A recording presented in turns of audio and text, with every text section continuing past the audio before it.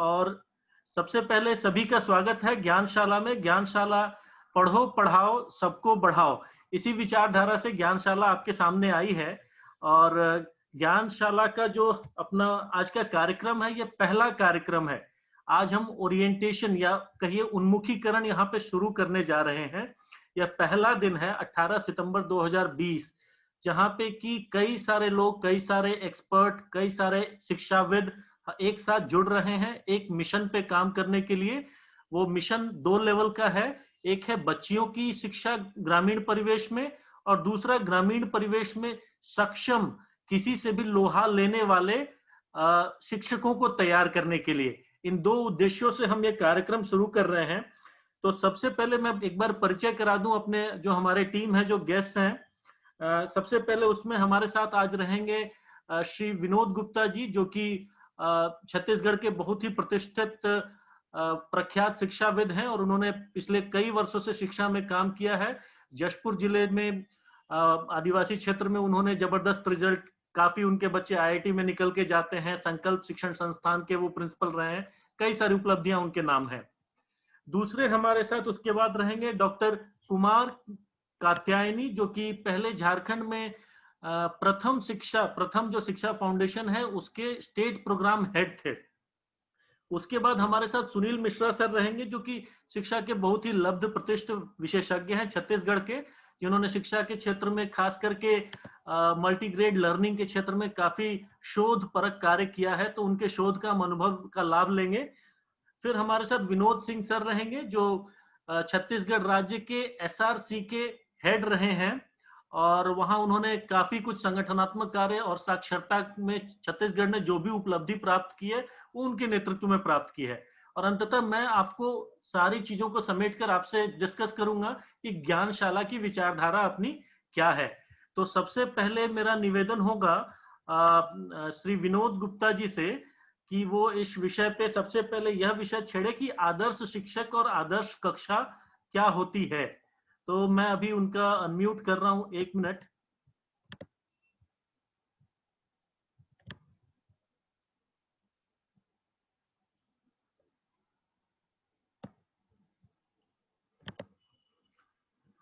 Gupta sir आप unmute कर लेंगे, मैंने आपको ऑप्शन दे दिया है। हेलो। यस सर, मेरी प्लीज। आवाज आ रही है देव सर? बिल्कुल सर, बिल्कुल। हाँ, तो एक बार पुनः इस ओरिएंटेशन प्रोग्राम में जुड़े सभी साथियों को मेरा सादर नमस्कार। और ये हम सभी लोगों के लिए बहुत ही हर्ष का विषय है कि एक ऐसे प्लेटफॉर्म में हम आपस में बातचीत करने जा रहे हैं जो हम सभी लोगों के लिए नया है। और इस प्लेटफॉर्म के जरिए मैं तो कहूँगा एक अद्भुत और जबरदस्त शुरुआत होने जा रही है। छत्तीसगढ़ और झारखंड के बहुत सारे साथी आज जुड़े हुए हैं। तो शिक्षा का एक ऐसा आयाम पर हम काम करने जा रहे हैं जो अछूता रहा है, और निश्चित रूप से आज यह अवसर हमें वर्तमान कोविड-19 की समस्या की वजह से उपलब्ध हो पाया है।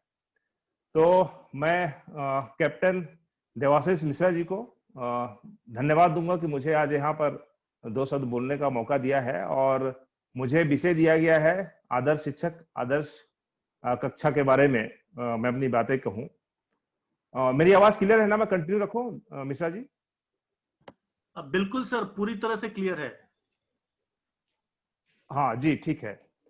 तो सबसे पहले एक आदर्श शिक्षक के बारे में हम क्या सोचते हैं, हमारा क्या विचार है, मैं इसके बारे में आपसे बताना चाहूंगा, और उसके बाद हम आदर्श कक्षा के बारे में बात करेंगे। तो एक आदर्श शिक्षक के बारे में जब हम बात करते हैं तो सबसे पहले यह दृष्टिकोण होता है बच्चों का, जो एक शिक्षक को आदर्श के रूप में वो रेखांकित करता है। एक आदर्श शिक्षक मेरे विचार से वह होता है जो अपने बच्चों के लिए वो संवेदनशील हो, और वो बच्चों को जो बातें वो बताना चाहता है, जो शिक्षा देना चाहता है, वो सारे बच्चे उनकी बात को बेहतर ढंग से समझ सकें, अपने जीवन में अमल में ला सकें और उसके अनुसार आगे बढ़ सकें। तो हम कह सकते हैं कि वह शिक्षक आदर्श शिक्षक है। आदर्श शिक्षक होने के लिए जरूरी नहीं है कि वो बहुत ज्यादा क्वालिफाइड हो। वो पीएचडी धारक हो या बहुत सारी डिग्रियां उसके पास हो, ये जरूरी नहीं है। आदर्श शिक्षक होने के लिए सबसे बड़ा फैक्टर या गुण मैं कहूं यह होना चाहिए कि वह निष्ठावान हो, अपने कार्य के प्रति पूरी तरह से ईमानदार हो, और वह जिन बच्चों के लिए वो शिक्षा देने का कार्य कर रहा है उन बच्चों के साथ उतना ही अटैचमेंट रखे जैसे एक पिता अपने पुत्र के प्रति रखता हो। जब इस तरह की बात किसी भी शिक्षक में होती है तो हम ऐसे शिक्षक को आदर्श शिक्षक कहते हैं। और अभी इस ज्ञानशाला में हमारे जितने भी ज्ञानदूत भाई और बहन जुड़ने वाले हैं, जो जिनमें हम एक आदर्श शिक्षक देखने वाले हैं, तो मुझे लगता है कि वे सभी खुद में इस तरह की बातों का विकास करें, इस तरह के गुणों का विकास करें, इस तरह के विचारों का विकास करें, जिससे वे भी आदर्श शिक्षक के रूप में विकसित हो सकते हैं। ये जरूरी नहीं है कि जो किसी स्कूल से जुड़े हुए हों वही आदर्श शिक्षक हों। आदर्श शिक्षक हमारे समाज में बहुत सारे होते हैं जो किसी न किसी रूप में हमें शिक्षा देते हैं, किसी न किसी रूप में हमें ज्ञान देते हैं, हमें आगे बढ़ने की प्रेरणा देते हैं, हमें प्रोत्साहित करते हैं लगातार। ये सभी आदर्श शिक्षक के रूप में हम उनको मानते हैं। और हमारे जीवन में ऐसे बहुत सारे लोग होते हैं जो न केवल औपचारिक शिक्षा देने वाले शिक्षक आदर्श हों, बल्कि अनौपचारिक रूप से भी जो हमें शिक्षित करते हैं वे भी आदर्श शिक्षक के रूप में हम उनको मानते हैं। यदि प्रत्येक व्यक्ति जो आज यहाँ पर हमसे जुड़ा हुआ है वो अपने जीवन में जरा झांकें तो वे पाएंगे कि उनके जीवन में ऐसे बहुत सारे लोग हुए हैं जो उनके जीवन को प्रभावित किए हैं, उनको शिक्षित किए हैं, उनको दिशा दिए हैं और उनको प्रेरणा दिए हैं, जिसके दम पे वे किसी न किसी रूप में आगे बढ़ने के लिए अग्रसर हुए हैं। तो ये सभी आदर्श शिक्षक के रूप में हम उनको मानते हैं। इसके साथ साथ और ऐसी बहुत सारी बातें हैं जो कहना चाहिए। आदर्श शिक्षक की परिभाषा के रूप में आप देखेंगे किताबों में जब आप पाएंगे तो उससे मैं कुछ हटकर बात कर रहा हूं, जो वास्तव में एक व्यवहारिक आदर्श शिक्षक में होने चाहिए उसकी बात मैं कह रहा हूं। मेरे अपने करीब 32 साल के शिक्षक के जीवन में मेरे साथ ऐसे बहुत सारे शिक्षक साथी हुए हैं। सैकड़ों और हजारों की संख्या में शिक्षकों से हम लोगों ने विभिन्न प्लेटफॉर्म में इंटरेक्ट किया है, बातचीत किया है, प्रशिक्षण में जुड़े हैं। हमारे साथ काम करने वाले भी बहुत सारे शिक्षक रहे हैं, मेरे बहुत सारे सहयोगी शिक्षक साथी भी रहे हैं, लेकिन गिने चुने शिक्षकों को ही मैं आदर्श शिक्षक के रूप में पाता हूँ। कारण वही है जो मैंने अभी आपसे कहा कि सबसे पहला कि वो अपने कार्य के प्रति पूरी तरह से ईमानदार हो, निष्ठावान हो और अपने बच्चों के प्रति पूरी तरह से संवेदनशील भी हो और इस बात की वो चिंता करे कि बच्चे सही दिशा में आगे बढ़ रहे हैं क्या, जो ज्ञान देना है, जो शिक्षा देना है वो सही स्थिति में बच्चों तक पहुंच पा रही है क्या। इन बातों को समझने वाला, कहने वाला शिक्षक को हम आदर्श शिक्षक कहते हैं। तो आदर्श शिक्षक के बाद हम आदर्श कक्षा की जब बात करें तो आदर्श कक्षा भी कुछ इसी टाइप की है। सामान्य रूप से हम सभी लोगों के दिमाग में एक बात आती है कि आदर्श कक्षा वो हो जिसमें बहुत अच्छा इंफ्रास्ट्रक्चर हो, बहुत अच्छा इंटीरियर हो, बहुत अच्छा बैठने की जगह हो, सारे सुविधा युक्त स्मार्ट क्लास टाइप का माहौल हो, तो हम उसको आदर्श कक्षा कहते हैं। लेकिन हकीकत में ऐसी बात नहीं है। आप सभी लोग याद कीजिए हमारे प्राचीन भारत में जो गुरुकुल की व्यवस्था होती थी, जहाँ पेड़ के नीचे गुरु अपने शिष्यों को शिक्षा देते थे, मुझे लगता है कि उस वक्त वो जो सिचुएशन है, अगर आप सभी लोग कल्पना कर पा रहे हैं, तो उस सिचुएशन में आदर्श कक्षा की बात है, क्योंकि तब गुरुकुल का गुरु अपने शिष्यों को पूरी तरह से एक आदर्श वातावरण में, जहां गुरु जो शिक्षा देना चाहते थे वे बच्चों को न सिर्फ थ्योरेटिकल बल्कि प्रैक्टिकल करके बच्चों को शिक्षा देते थे और बच्चे उस ढंग से शिक्षा भी ग्रहण करते थे। तो आज भी गुरुकुल की वह आदर्श स्थिति हमारे समाज में होनी चाहिए, तभी हम मानेंगे कि ये आदर्श कक्षा की स्थिति उत्पन्न हो पाई है।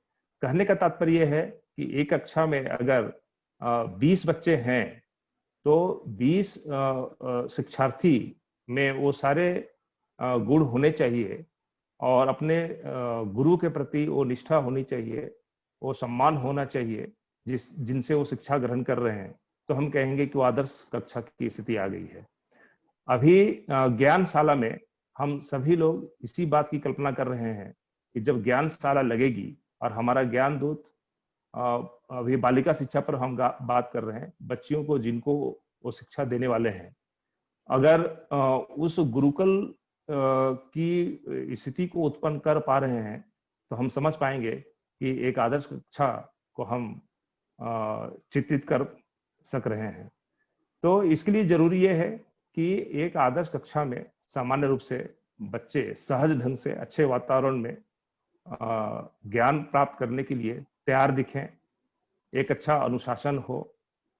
अनुशासन का तात्पर्य सामान्य रूप से हम यही समझते हैं कि जिस निर्धारित समय सीमा में हमको क्लास चालू करना है, जितने बच्चे हों, वो गुरुकुल की स्थिति की बात जब हम करते हैं तो ठीक उसी प्रकार से एक साथ बैठ करके उसमें अलग अलग उसमें जैसे कि कल्पना की गई है, पहली से 5वीं तक या 6वीं तक के बच्चों को हमको शिक्षा देना है, तो सभी एक साथ बैठें और उस आदर्श कक्षा की स्थिति में हमारे जो ज्ञान दूत हैं वे उन बच्चों की समस्याओं को समझें, उनकी नीड को समझें, उनकी आवश्यकता क्या है उसको समझें, और उसके बाद उनकी बातों को समझते हुए जब ज्ञान दूत हमारा उनको समझाने का प्रयास करेंगे, उनको बताने के प्रयास करेंगे, कुछ ज्ञान देने की बात करेंगे, तो मुझे लगता है कि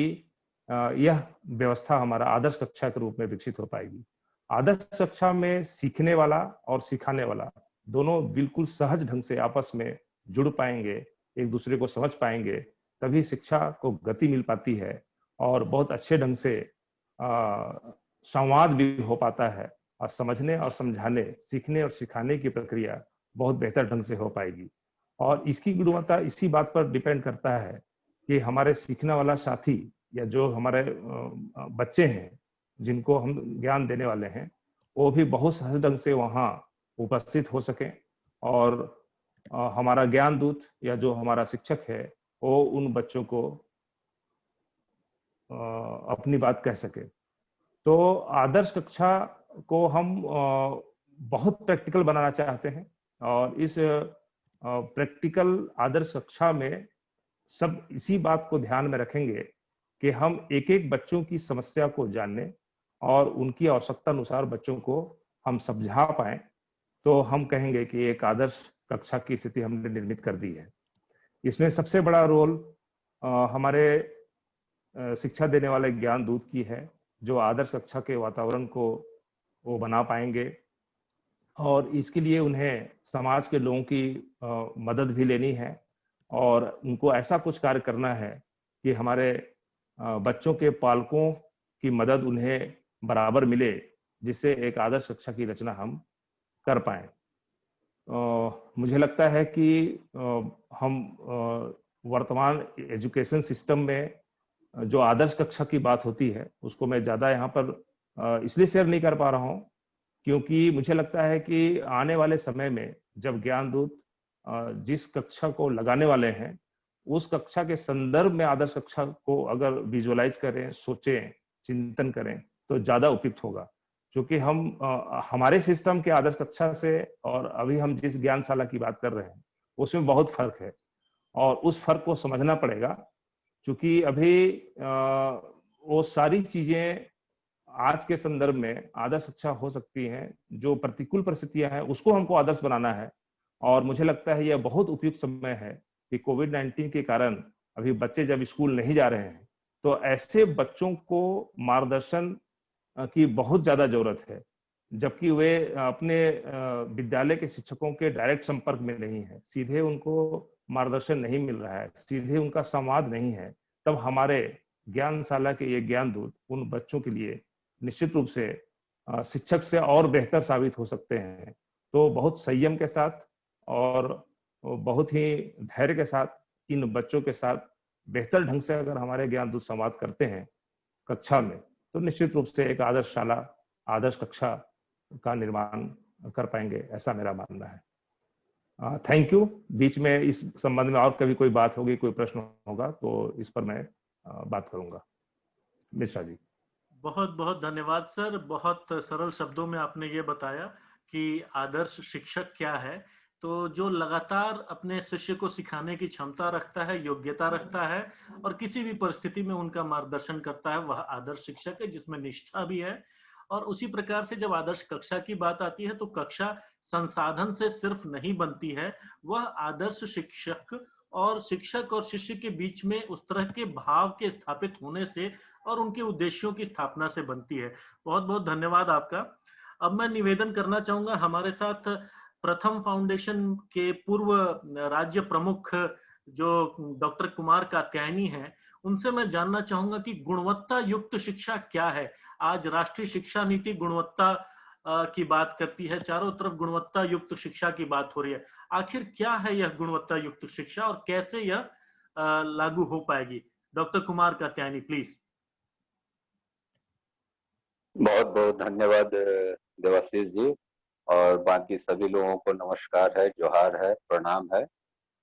जहां तक मेरी सोच और मेरा अनुभव जो रहा है, वर्तमान शिक्षा पद्धति जो भी न्यू एजुकेशन पॉलिसी बनी है, उसमें गुणवत्ता शिक्षा का मतलब तात्पर्य यह है कि बच्चों में सीखने, पढ़ने, लिखने की दक्षता हासिल होना। लेकिन अगर हम देखें तो वर्तमान समय में बहुत सारी संस्थाएं इस क्षेत्र में कार्य कर रही है, लेकिन उन्हें खुद पता नहीं है कि गुणवत्ता शिक्षा क्या है। दूसरी चीज, सबसे दुर्भाग्य की बात यह है कि आज के पहले जो भी शिक्षा नीति बनी, उसमें गुणवत्ता शिक्षा में सीखने, सिखाने एवं पढ़ने पढ़ाने का स्थान अगर आप देखेंगे तो प्रायोरिटी लिस्ट में 9वां या 10वें स्थान पे है। उससे पहले क्या है कि क्वालिटी एजुकेशन में बेंच होना चाहिए, डेस्क होना चाहिए, बच्चों के लिए जूता चप्पल होना चाहिए, बैग होनी चाहिए, किताबें कॉपी होनी चाहिए, पोषाहार की व्यवस्था होनी चाहिए, इत्यादि इत्यादि। ये सब आपूर्ति होने में वर्ष बीत जाती है। अगर आप और हम निरंतर सच्ची निष्ठा के साथ बालिकाओं में गुणवत्ता शिक्षा की का बीज बोना चाहते हैं तो हमें अपने अंदर झांकने की जरूरत है। इससे इसमें सिर्फ सरकार ही दोषी नहीं है, हम सभी सामाजिक सरोकार से कहीं दूर भटक चुके हैं, अपनी आधुनिकता और अर्थ के पीछे दौड़ रहे हैं और समय को भूलते जा रहे हैं। इस पूरे प्रक्रिया में अभिभावक, शिक्षक, समाज के प्रबुद्ध लोग, पढ़े लिखे युवा को भी अहम भूमिका निभानी चाहिए। हर एक व्यक्ति को सीखने, पढ़ने, लिखने एवं गणितीय संक्रियाएं बच्चों में गुणवत्ता देने में सहभागिता होनी चाहिए। जहां तक मेरा मानना है कि अगर गुणवत्ता शिक्षा से तात्पर्य है और बच्चों को सही रूप से सीखने सिखाने की जरूरत है, तो सबसे पहले किसी भी शिक्षक को बच्चों से दोस्ती करनी चाहिए, मित्रवत व्यवहार। दूसरा, समुदाय को समझने एवं बातचीत करना। बच्चे प्रतिदिन समय से स्कूल आए, जिसमें अभिभावक और शिक्षक दोनों सहभागिता निभाएं। बच्चों के मनोनुकूल पढ़ाई की व्यवस्था हो, उनका वर्ग का संचालन उनके अनुसार हो। बच्चों को चुनौतीपूर्ण कार्य या चुनौतीपूर्ण अध्ययन का कार्य दिया जाए। अभिभावकों को बच्चों को पढ़ने के लिए प्रेरित करना चाहिए और अभिभावकों को अपने बच्चों के विद्यालय में जाके बच्चों के पढ़ने के स्तर के बारे में भी जानकारी लेनी चाहिए। जब तक अभिभावक अपने मूल स्वरूप में नहीं आएंगे कि हमारे बच्चे आज विद्यालय जा रहे हैं तो आज क्या सीखे हैं और क्या उनका होमवर्क है, अगर अभिभावकों का सहयोग प्राप्त नहीं होगा तो फिर बच्चे में जो गुणवत्ता आनी चाहिए वो नहीं। अगर मैं गुणवत्ता युक्त शिक्षा की बात करूं भाषाई ज्ञान में, तो मैं ये कह सकता हूं कि अक्षरों को और शब्दों को जोड़ के पढ़ लेना वो गुणवत्ता नहीं है। अगर वो कोई बच्चा कोई कहानी पढ़ता है या कोई लेसन पढ़ता है तो उसे वो पूरे आव भाव के साथ पढ़े और उसके भावार्थ को समझे और अपने जीवन से और अपने आसपास की चीजों से उसे जोड़ के वो बता सके। गणितीय संक्रियाओं में अगर हम करते हैं तो गणितीय संक्रियाओं की समझ जो है कि ऐसा नहीं है कि शिक्षक ही सारी चीजें जानता है, बच्चों में भी असीमित गुण है, असीमित उनमें ज्ञान है, उनको भी बहुत सारी चीजों की जानकारी है। बच्चे हर एक वस्तुओं को देखते हैं, बच्चे हर एक चीजों को आंकते हैं, मापते हैं, समझते हैं, बूझते हैं। गणितीय संक्रियाओं के आधार पर अगर आप छोटे बच्चों को देखेंगे तो कभी पत्थर चुनेगा, कभी लकड़ी का डंठल तोड़ेगा, कभी वो अपने दरवाजे को देखता है, कभी वो खिड़की को देखता है। तो जैसे जैसे उसका बौद्धिक विकास होता है तो वो बच्चे जानते हैं कि वो मापन विधि भी जानते हैं, गिनती की विधि भी जानते हैं। तो मुझे लगता है कि हमें पहले बच्चों को समझना चाहिए कि बच्चे में क्या गुण है और कितनी गुणवत्ता। हो सकता है कि हम एक शिक्षक हैं और हमसे अधिक मेरा बच्चा जानता हो, तो मुझे उन बच्चों से भी सीख लेनी चाहिए और हमेशा बच्चे के अनुकूल शिक्षा देने की और उनके पढ़ाई के स्तर को हमेशा आंकना चाहिए।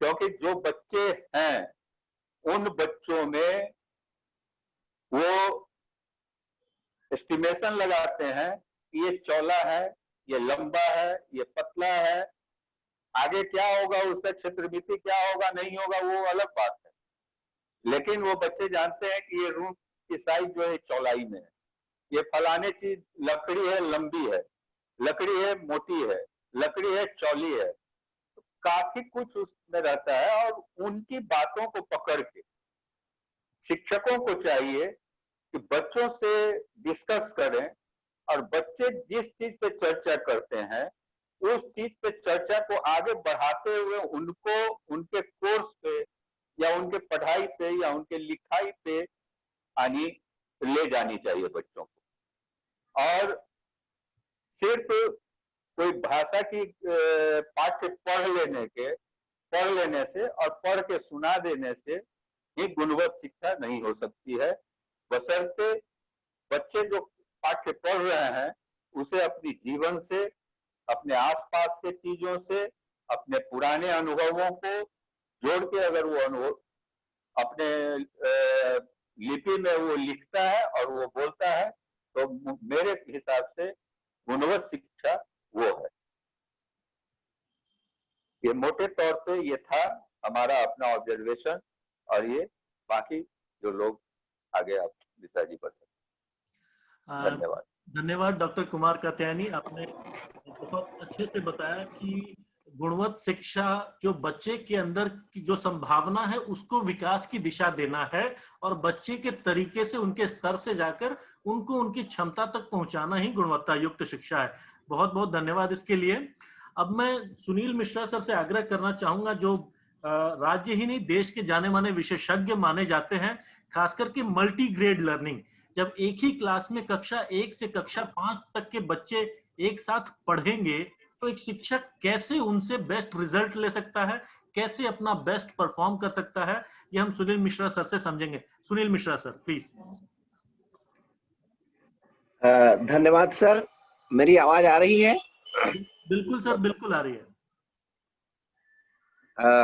धन्यवाद सर। विनोद गुप्ता जी का भी बहुत धन्यवाद जो आपने इस मंच पर मुझे बुलाया, और देवाशीष जी आपका भी। देखें, एक ही समय में एक शिक्षक को जब एक से अधिक कक्षाएं पढ़ानी पड़ती हैं तो हम उस स्थिति को बहुकक्षा शिक्षण कहते हैं। परंतु जब एक ही समय में एक शिक्षक को एक से अधिक कक्षाओं के साथ साथ एक से अधिक स्तर के बच्चे, अनेक स्तर के बच्चों का शिक्षण करना पड़ता है, तो उस स्थिति को हम बहुकक्षा बहुस्तरीय शिक्षण कहते हैं। इसको हम multi grade multi level teaching भी कहते हैं। प्रश्न यह खड़ा होता है, यदि आमतौर पर आप देखें, बहुत मेरी आवाज थोड़ी दिक्कत हो रही है, आमतौर पर यदि देखें तो एक कक्षा में अनेक स्तर के बच्चे होते हैं। ये तो अपने आप में ही चुनौतीपूर्ण कार्य है। अभी सर कात्यायन जी बता रहे थे कि गुणवत्ता युक्त शिक्षा, तो गुणवत्ता युक्त शिक्षा में बहुत सारे चैलेंजेस हैं, उसमें से मल्टीग्रेड मल्टी लेवल एक बड़ा चैलेंज है। वो चैलेंज क्यों है? क्योंकि अभी हम मल्टीग्रेड मल्टी लेवल के लिए हम अपने शिक्षकों को दक्ष नहीं कर पाए हैं। क्योंकि आप देखेंगे कि एक कक्षा में यदि 40 बच्चे हैं तो 40 बच्चों में कितनी विविधता होती है, कितनी विभिन्नताएं होती हैं। उन विविधताओं और विभिन्नताओं का सम्मान करना एक शिक्षक के लिए कितना जरूरी होता है। और जब हम एक शिक्षक के रूप में बच्चों की विविधताओं का सम्मान करते हैं, तभी हम गुणवत्ता युक्त शिक्षा की तरफ बढ़ पाते हैं। और जो भी शिक्षक अपने बच्चों की विविधता और विभिन्नता का सम्मान करता है, तो निश्चित रूप से वह मल्टीग्रेड मल्टी लेवल टीचिंग की गहराइयों को छू भी पाता है। यदि वो छू नहीं पाता तो क्वालिटीफुल एजुकेशन दे भी नहीं पाता। अब प्रश्न यह खड़ा होता है कि जैसा कि ज्ञानशाला की बात हो रही है, तो निश्चित रूप से उस ज्ञानशाला में कक्षा 1 से 5 तक के बच्चे होंगे, और यदि कक्षा 1 से 5 तक के बच्चे होंगे और एक शिक्षक होगा, तब तो उसके लिए बहुत चुनौतीपूर्ण कार्य है। पर मैं आज उन सारी चुनौतियों को बहुत अच्छे से आपके सामने रखना चाहूंगा कि किस तरह से आप उन चुनौतियों का सामना कर सकते हैं। तो पहली बात तो ये बताना चाहूंगा कि multigrade multi level teaching program समस्या नहीं है, बल्कि एक अवसर है। अब आप पूछेंगे अवसर कैसे है? तो इसलिए अवसर है कि इसमें बच्चों को सीखने के अधिक अवसर प्राप्त होते हैं। यदि एक कक्षा एक शिक्षक होगा तो क्या होता है, बच्चे उस टीचर पर आश्रित हो जाते हैं सीखने को लेकर। परंतु एक शिक्षक और अनेक कक्षाएं हैं तो बच्चे स्वावलंबी होते हैं सीखने में, स्वावलंबी बनते चले जाते हैं। क्यों बनते चले जाते हैं? क्योंकि बच्चों को सीखने के अधिक मौके मिलते हैं। क्यों? क्योंकि सभी बच्चे सक्रिय रूप से भाग ले सकते हैं। टीचर यदि कम है तो सक्रिय भाग लेने की संभावना अधिक होगी। तीसरा, शिक्षक और बच्चे एक यानी शिक्षक जो है प्रत्येक बच्चे पर ध्यान देने का अधिक अवसर होगा। इसलिए अधिक अवसर होगा क्योंकि वो ग्रुप बनाएगा। मैं अभी आगे आने वाला हूँ उस प्रक्रिया में, ग्रुप कैसे बनेंगे। तो ग्रुप बनाएगा, समूह बनाएगा, साथियों के साथ सीखेगा, तो साथियों के माध्यम से प्रत्येक बच्चे को जानने का अवसर प्राप्त होगा। हर बच्चा एक दूसरे से सीखने का अवसर प्राप्त करेगा, समूह में काम करने का अवसर प्राप्त होगा। महत्वपूर्ण बात यह है कि प्रत्येक बच्चे की विशिष्ट उपलब्धि और कमजोरियों को पहचानने का भी अवसर प्राप्त होता है। ये सारी चीजें एकल कक्षा में प्राप्त नहीं हो पाती, ये संभव है multigrade multi level teaching situation में। अब प्रश्न ये खड़ा होता है कि हम मल्टीग्रेड शिक्षण कैसे करें। तो मैं आपको 2-3 चीजें कहना चाहूंगा। मल्टीग्रेड शिक्षण यदि ज्ञानशाला है तो 3 चीजों को आपको का प्लानिंग करना पड़ेगा। वो 3 चीजों की प्लानिंग क्या है? पहला, आप स्थान का जरूर नियोजन करें। आप किस जगह पर ज्ञानशाला लगा रहे हैं? यदि ज्ञानशाला लगा रहे हैं तो वहां पर 5 कक्षा के बच्चे हैं तो कौन से बच्चे किस स्थान पर बैठेंगे, ये आप बिल्कुल पहले से ही तय करके चलें। दूसरा, आप स्थान के नियोजन के साथ साथ दूसरा नियोजन दक्षताओं का करना होगा, लर्निंग आउटकम्स का करना होगा। तो दक्षताओं का लर्निंग आउटकम्स का नियोजन कैसे करेंगे कि आप यदि एक साथ 5 कक्षाओं को करेंगे तो आप ऐसा लर्निंग आउटकम्स को डिजाइन करें कि आप कोई एक एक्टिविटी करें और सभी कक्षा उसमें इन्वॉल्व हो जाए। मैं अभी उसका कुछ एग्जांपल भी देने वाला हूं आप सबके सामने। तो दूसरा, आप लर्निंग आउटकम्स का नियोजन करें। तीसरा, आप समय का नियोजन जरूर करें। समय का नियोजन इसलिए करें कि आप कितने समय ज्ञानशाला में देने वाले हैं, और जब ज्ञानशाला में देने वाले यदि हैं तो 1.5 घंटा भी यदि आप देते हैं तो 1.5 घंटे का समय पूरा गुणवत्ता युक्त समय दें आप। वो मल्टीग्रेड मल्टी लेवल में प्रत्येक कक्षा प्रत्येक स्तर को एंगेज करने की क्षमता रखते हो आप, यदि यदि आप समय का नियोजन करेंगे तो वो तीसरी चीज। तो ये तीनों चीजों का नियोजन करें। अब एक छोटा सा एग्जांपल आपके सामने मैं रखना चाहता हूँ। मान लिया जाए आप ज्ञानशाला में कक्षा 1, 2 और 3 के बच्चों के साथ काम कर रहे हैं। कैसे मल्टीग्रेड करेंगे, कैसे मल्टी लेवल करेंगे?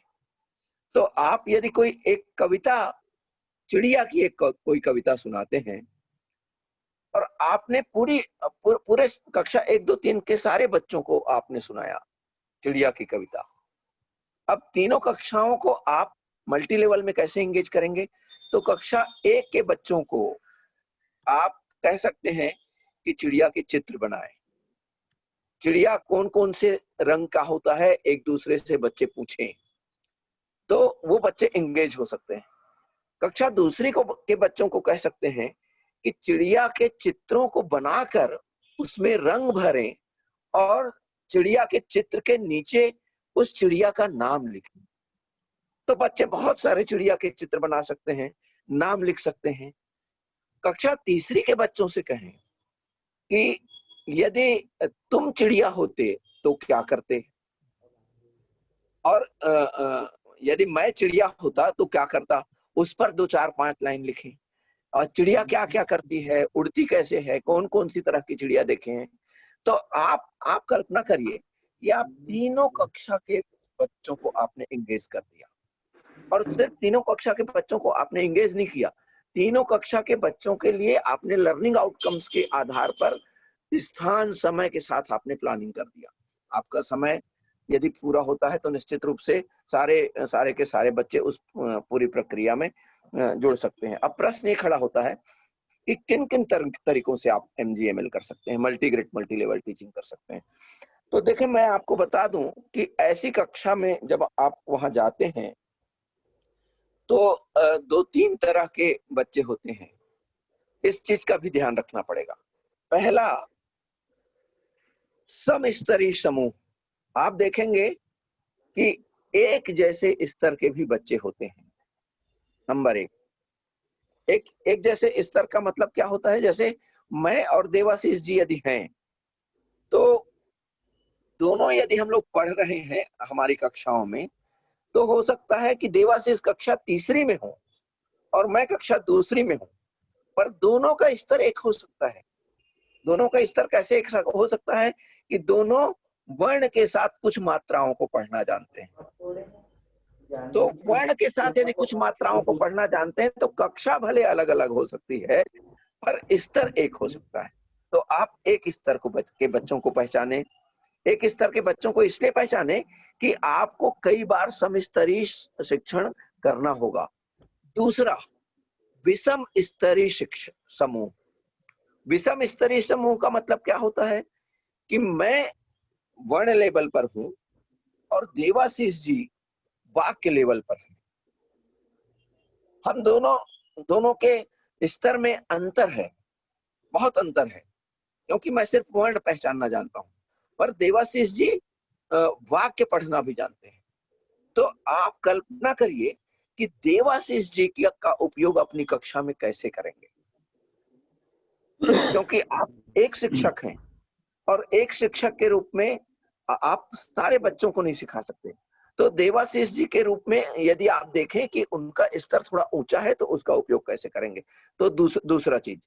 तो अब तीसरा निवेदन ये आप अनुभव करेंगे कि एक मिश्रित समूह होगा।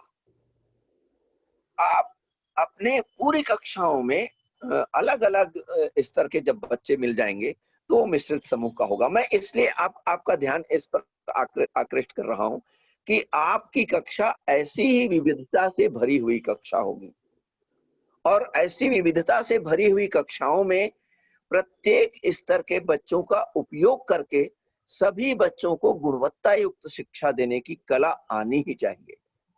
और उस कला के लिए बहुत जरूरी क्या है कि हम देखें क्या क्या तरीके हो सकते हैं। तो पहला, शिक्षक स्वयं टीचिंग कर सकता है, जैसा मैं अभी चिड़िया के उदाहरण से बताया। दूसरा तरीका मॉनिटर की सहायता से। आप दूसरा तरीका क्या कर सकते हैं कि मॉनिटर तय कर सकते हैं। मॉनिटर तय करेंगे तो कैसे तय कर सकते हैं? समस्तरीय समूह का मॉनिटर अलग बना सकते हैं, विषम जो स्तरीय समूह है उसका मॉनिटर अलग बना सकते हैं, और मिश्रित समूह का मॉनिटर अलग बना सकते हैं। तो आप तीनों समूहों के लिए अलग अलग मॉनिटर नियुक्त कर सकते हैं और तीनों समूह के मॉनिटर की सहायता के साथ शिक्षण कर सकते हैं। दूसरा तरीका हुआ। तीसरा तरीका हुआ समूह कार्य के द्वारा। आप सिर्फ इन तरीकों से एक दो तरीके से काम नहीं कर सकते आप, क्योंकि आप जिस तरह की परिकल्पना कर रहे हैं ज्ञानशाला के रूप में, तो ज्ञानशाला की परिकल्पना में हम सबको क्या करना पड़ेगा? हम सबको ये करना पड़ेगा कि समूह कार्य भी हो, ग्रुप लर्निंग हो, पीयर लर्निंग हो। तो ग्रुप लर्निंग कैसे होगा? तो मैं सभी से एक निवेदन कर दूं, ग्रुप लर्निंग जब भी करें आप अधिकतम 3 बच्चों से अधिक का समूह न बनाएं। यदि आप 3 से अधिक बच्चों का समूह बनाते हैं तो कभी भी सीखने की प्रक्रिया अच्छी नहीं हो सकती। अब मैं देवाशीष जी, मैं बोर तो नहीं कर रहा हूं ना आपको? नहीं सर, मैं तो नोट कर रहा हूँ, प्लीज आप carry on. Okay, thank you sir. तो मेरा कहना ये है कि आप समूह जब शिक्षण करें तो 3 से अधिक बच्चों का ना बनाएं। अब दूसरा निवेदन ये कि जब आप समूह शिक्षण कर रहे हो तो याद रखें कि समूह शिक्षण में तीनों स्तर के बच्चे हों। तीनों स्तर के बच्चे, अलग अलग स्तर के बच्चे होंगे, तभी सीखने की जो डाइवर्सिटी है, प्रक्रिया है, उसको वो सारे बच्चे हैंडल कर। एक बच्चा कमजोर भी हो सकता है, एक बहुत अच्छा बच्चा हो सकता है, एक मध्यम श्रेणी का बच्चा हो सकता है। तो कमजोर बच्चे को वो तीनों मिलकर गाइड कर सकते हैं और तीनों मिलकर उस बच्चे को सिखा सकते हैं। तो दूसरा समूह शिक्षण की प्रक्रिया होगी। तीसरा स्व अधिगम और अभ्यास कार्य। स्व अधिगम का मतलब होता है सेल्फ लर्निंग, और आप ऐसा अभ्यास कार्य चुने कि बच्चे को सेल्फ लर्निंग के मौके अधिक मिले, शिक्षक को ही पढ़ाना ना पड़े। आपको मैं बता दूं, अब तो हम अपनी पूरी प्रक्रिया में अपने शिक्षकों से बार बार हाथ जोड़कर प्रार्थना कर रहे हैं। यदि देवाशीष जी आप जानना चाहेंगे तो मैं आपको बता दूं, एक लक्ष्यवेद नाम से हम प्रोग्राम चला रहे हैं, इंटरनेशनल एजुकेशन के नाम से जसपुर में विनोद गुप्ता जी भी चला रहे हैं। हम उस प्रक्रिया में शिक्षकों से अनुरोध कर रहे हैं, भैया आप पढ़ाना बंद कर दो। पढ़ाइए मत। आप पढ़ा रहे हो इसलिए क्लासरूम में प्रॉब्लम है। जिस दिन आप पढ़ाना बंद करोगे आपका क्लासरूम ठीक हो जाएगा। तो सेल्फ लर्निंग की प्रक्रिया हो, अभ्यास कार्य हो। चौथा, आप हमेशा कक्षा के अंदर की ही एक्टिविटी डिजाइन मत करें। मल्टीग्रेड सिचुएशन में आउटडोर एक्टिविटी भी डिजाइन करें, कक्षा के बाहर की भी गतिविधियां डिजाइन करें। अब जैसे मैं आपको एक एग्जांपल बता रहा हूँ। आपकी कक्षा में कक्षा 1 से 5 तक के बच्चे हैं और आपने आउटडोर डिजाइन किया कि आज तो मैं हॉस्पिटल दिखाने ले जाऊंगा, पर्यावरण की प्रक्रिया को लेकर। हॉस्पिटल एक, यदि आप देखेंगे तो पर्यावरण में हॉस्पिटल एक चैप्टर भी है, अस्पताल चैप्टर भी है। तो अस्पताल यदि आप दिखाने ले जा रहे हैं तो आप क्या करेंगे? हर बच्चा को पहले से ही निर्देश दे दें कि कक्षा 1 का बच्चा क्या देखेगा, कक्षा 2 का बच्चा क्या देखेगा, कक्षा 3 का बच्चा क्या देखेगा, कक्षा 4 का बच्चा किन किन चीजों को ऑब्जर्व करेगा और कक्षा 5 का बच्चा किन किन चीजों को ऑब्जर्व करेगा। यदि आप पहले से निर्देश देके आउटडोर एक्टिविटी करते हैं और अस्पताल घुमा के लाते हैं या पोस्ट ऑफिस घुमा के लाते हैं, उसके बाद सारे बच्चों को आप कह दें कि आप अपने अपने ग्रुप में जो मैं निर्देश दिया था उन निर्देशों के अनुसार अपने ग्रुप में चर्चा करें या लेखन का काम करें। आप आश्चर्यचकित होंगे कि आपके निर्देश के अनुसार प्रत्येक बच्चा आउटडोर एक्टिविटी के माध्यम से बहुत सारी चीज सीख सकता है। हम अकेले कक्षा के भीतर यदि बच्चों को बांध के रखेंगे तो सीखने की प्रक्रिया बाधित होती है। तो इसलिए कक्षा के बाहर की गतिविधियां कराएं। अब यदि समय अधिक हो जाएगा तो आप बता देंगे, मैं रोक भी दूंगा। बिल्कुल, आप 2 मिनट 2-3 मिनट ले सकते हैं सर अभी। ओके। तीसरा, विषय मित्र, संगी साथियों के साथ सीखना सबसे महत्वपूर्ण यही है। आप यदि मल्टीग्रेड सिचुएशन कर रहे हैं तो आप विषय मित्र बना दें।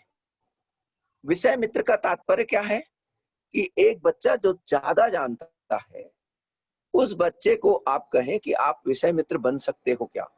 विषय मित्र बनने का मतलब क्या है? विषय मित्र बनने का मतलब है कि जब वो विषय मित्र बनेगा तो अपने साथ वो 5-6 बच्चों को टीचिंग करेगा। मान लिया जाए देवाशीष जी यदि गणित में बहुत स्ट्रांग है, उनका गणित बहुत अच्छा है, तो मैं देवाशीष जी से कहूंगा कि आप 5 बच्चे चुन लो जिसमें गणित आपको सिखाना है, और वो 5 बच्चा गणित सिखा देगा, डेफिनेटली सिखा देगा। यदि कात्यायनी जी लैंग्वेज में उनकी पकड़ बहुत अच्छी है तो उनको लैंग्वेज का विषय मित्र बना दें। और जब आप विषय मित्र के रूप में बनाएंगे तो 2 काम जरूर करना पड़ेगा। विषय मित्र को पहले मार्गदर्शन देने के लिए अलग समय दें आप, नंबर 1, और कौन कौन बच्चों को सिखाएगा ये तय कर दें। नंबर 2, विषय मित्रों के साथ समीक्षा भी करें। 3 दिन में प्रतिदिन हर तीसरे दिन आप समीक्षा करें कि बेटा जो 6 बच्चों को जो पढ़ाने का आपने संकल्प लिया है, उन 6 बच्चों को आप पढ़ा रहे हैं कि नहीं पढ़ा रहे हैं, और पढ़ा रहे हैं तो कितनी प्रगति हुई है। यदि वो प्रगति नहीं हो पा रही तो क्यों नहीं हो पा रही है, ये वो आपका बच्चा एज ए टीचर काम करेगा। आप अपने बच्चों को एज ए टीचर काम करा सकते हैं। और जैसे ही विषय मित्र की परिकल्पना आप अपनी कक्षा में लागू करेंगे, मल्टीग्रेड मल्टी लेवल टीचिंग को आसानी के साथ हैंडल कर लेंगे। और चौथी बात यह है कि स्थानीय स्रोत व्यक्तियों की भी आप सहायता ले सकते हैं। स्थानीय कम्युनिटी में बढ़ई है, स्थानीय कम्युनिटी में लोहार है, स्थानीय कम्युनिटी में एएनएम नर्स है। वो इन सारे लोगों को आप ज्ञानशाला में आप बुला सकते हैं और ज्ञानशाला में बुलाकर उनसे बातचीत करा सकते हैं, उनके अनुभव सुना सकते हैं। उनके अनुभव डेफिनेटली उन बच्चों को जीवन जीने के तरीकों की तरफ ले जाएगा, जीवन जीने की शैली की तरफ अग्रसर कर देगा।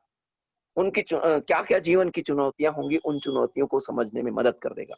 तो मुझको लगता है कि चूंकि मल्टीग्रेड के लिए बोलने में थोड़ा कम समय था, मैंने बहुत कंप्रेस करके बोलने का प्रयास किया। मैं आप सबको बहुत धन्यवाद दूंगा। अभी इतनी ही बात करूंगा और जब भी अवसर होगा तो मैं जरूर आपके साथ रहूंगा। Thank you sir, thank you. बहुत बहुत बहुत धन्यवाद सर। बहुत शॉर्ट में आपने बहुत अच्छे से बताया कि कैसे बच्चे की विविधता और विशिष्टता दोनों का सम्मान करना है, उनके श्रेणियों को समझना है, उनके हर एक चुनौती को संभावना में परिणत करने का नाम ही मल्टीग्रेड और मल्टी लेवल लर्निंग है। ऐसा मुझे समझ में आया, जैसा आपने कहा कि यह एक अवसर है। तो हम आपसे इस पे आगे भी मार्गदर्शन लेंगे और आपको हम छोड़ने वाले नहीं हैं, और आपसे लगातार मार्गदर्शन हम लोग लेंगे। और हमारी ज्ञानशाला आप मल्टी लेवल मल्टी ग्रेड का पूरा मार्गदर्शन आपसे ही लेंगे। आगे बढ़ते हुए हम थोड़ा समय की ओर देखते हैं। तो अब हम हमारे साथ विनोद सिंह सर हैं, जो कि स्टेट रिसोर्स सेंटर में काफी प्रभावी योगदान उन्होंने दिया है और पूरे छत्तीसगढ़ को साक्षर करने का अभियान उन्होंने चलाया था।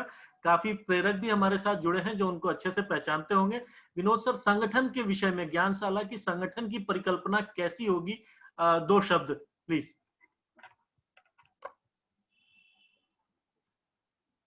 अनम्यूट कर लीजिए विनोद सर, अनम्यूट।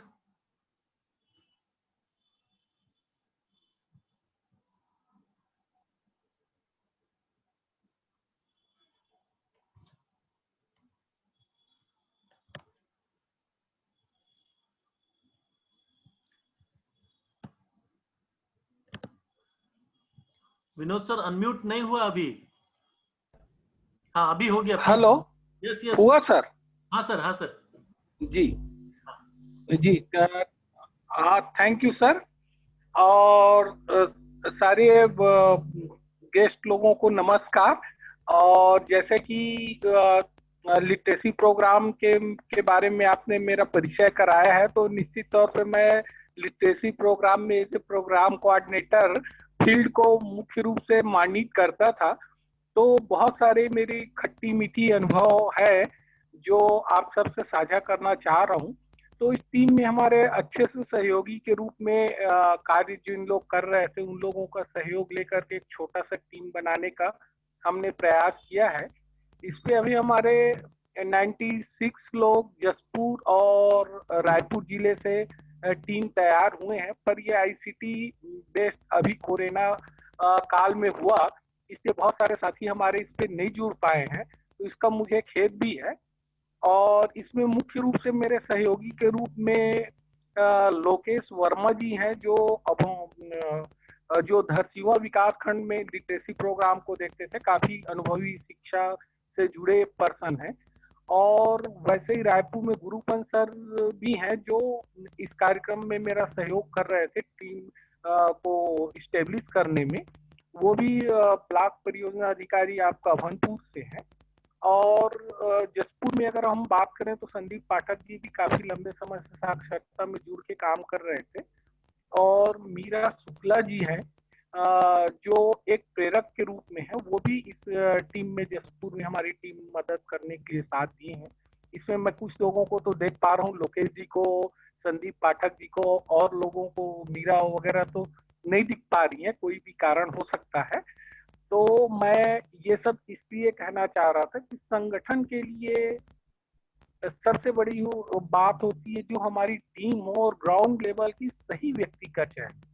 तो जैसे कि आप लोगों से, विनोद गुप्ता सर से चर्चा हुआ था, उसके दौरान हम लोगों ने 2 जिला आइडेंटिफाई किया था, वो जैसे एक ट्राइबल बेल्ट हो गया और एक मैदानी इलाका। तो इस पे हमने दोनों पे ये टीम बनाने की जो छोटी सी प्रयास की थी, जिसमें संदीप पाठक जी वगैरह जिनका मैं अभी नाम बताया, उन लोगों का और अप्रत्यक्ष रूप से और लोगों का भी काफी सहयोग रहा है, जिसके बदौलत ये अपन यहाँ तक पहुंच पाए। तो मैं उन लोगों को पहले धन्यवाद देता हूँ। और यही मेरी संगठन की शुरुआत है। संगठन की शुरुआत के लिए जब तक शायद आप सभी को पता होगा कि जो हम लोग एक फिल्म देखे थे आमिर खान जी का, वो फिल्म का नाम मेरे ये जल्दी से अभी थोड़ा इससे हो रहा है, क्रिकेट के ऊपर था, भुवन का रोल अदा किए थे। सारी मेरे पिक्चर का नाम ज्यादा याद नहीं आ पा रहा था, तो उसमें सॉरी, हाँ सर, थैंक यू सर। लगान, लगान पिक्चर में आपने देखा होगा कि टीम वर्क क्या होता है। तो वो एक मेरा एक प्रिंसिपल है कि सभी जगह पे सभी लोगों से जोड़ करके हम एक अच्छा सा टीम बना सकते हैं।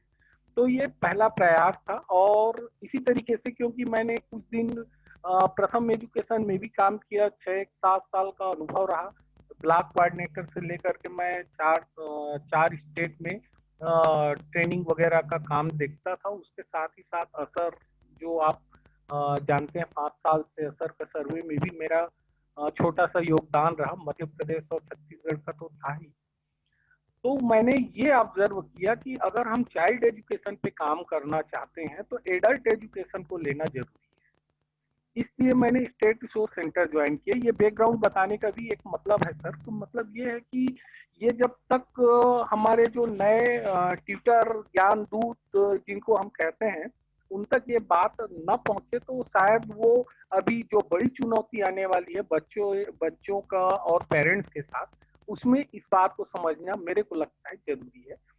तो हमने ये देखा कि जहाँ पे पेरेंट्स को जो लिटरेसी क्लास में लाना है, तो पेरेंट्स को लिटरेसी क्लास में लाना है तो बच्चों का एजुकेशन पे चर्चा करनी जरूरी होती है। बच्चों की मॉनिटरिंग पेरेंट्स कैसे करें, अनलिटरेट है तो भी। तो ये मेथोलॉजी ऐसा था कि अगर पेरेंट्स के पास, क्योंकि एज बहुत होता है, अनुभव काफी होता है, और पुस्तकीय ज्ञान, अंक ज्ञान, अक्षर ज्ञान ना भी हो, फिर भी उनके तजुर्बे इतने अधिक होते हैं कि वो बच्चों की मॉनिटरिंग कर सकते हैं। तो इस तरीके से हमने बच्चों को और पेरेंट्स को जोड़ा।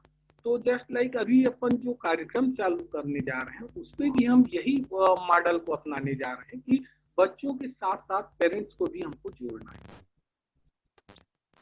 संगठन के लिए इसको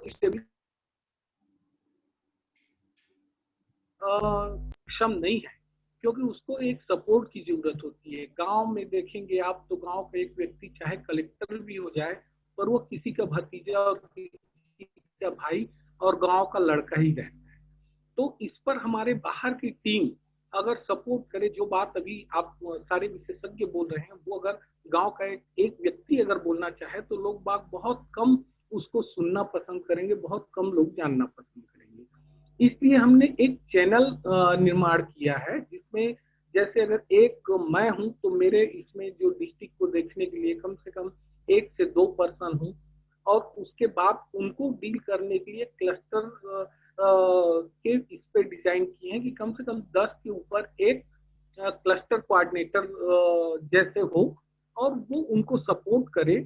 और वो सपोर्ट इस तरीके से करे, जैसे कि हमसे आपसे बात हुई भी थी कि हम डायरेक्ट ये कार्यक्रम को जैसे प्रारंभ करने जा रहे हैं, तो अभी बात ये निकल के आएगी कि बच्चे, पेरेंट्स और एग्री क्यों होंगे, उनके पास अथॉरिटी क्या है, वो बच्चों को भेजेंगे क्या, बहुत सारी सवाल का सामना हमारे ज्ञान दूत साथी लोग करने वाले हैं। तो वहाँ पे हम जो एक सरपंच को लेना बहुत जरूरी है, ताकि हमको सरपंच को उनको ब्रीफ करें, और ब्रीफ करने के बाद कार्यक्रम के बारे में उनको सपोर्ट करने के लिए आग्रह करें। क्योंकि सरपंच ग्राम का प्रथम नागरिक होता है, वो समय देगा नहीं, ये 90% बात सही है। पर यह है कि काम की जानकारी अगर उनको है तो वो आपको सपोर्ट ना करे तो विरोध भी नहीं करेगा, कोई जानकारी भी एक्स्ट्रा उनसे ज्यादा डिस्टरबेंस पैदा नहीं करेंगे। एजुकेशन से अगर थोड़ा इंटरेस्ट रखने वाले हैं तो काफी हेल्प हमको उनसे मिलने वाला है। तो हम निगेटिव पे पॉजिटिव की तलाश के लिए हम सरपंच को इन्वॉल्व करना इसमें चाह रहे हैं। उसके बाद जो हमारा क्लस्टर कोऑर्डिनेटर होगा, वो क्लस्टर कोऑर्डिनेटर इस तरीके का होगा कि जिस को अगर कुछ प्रॉब्लम आ रही है गांव से, पेरेंट्स से, बच्चों से, तो वो डायरेक्ट उनके साथ एक मीटिंग कर ले, मीटिंग करके उनसे बातचीत करे। अभी के काल में हर जगह हम लोगों का या किसी का भी पहुंच पाना संभव है नहीं। उस कंडीशन पे हमको क्या करना है कि क्लस्टर कोऑर्डिनेटर आसपास का होगा तो निश्चित तौर पे उनसे संपर्क हो जाए।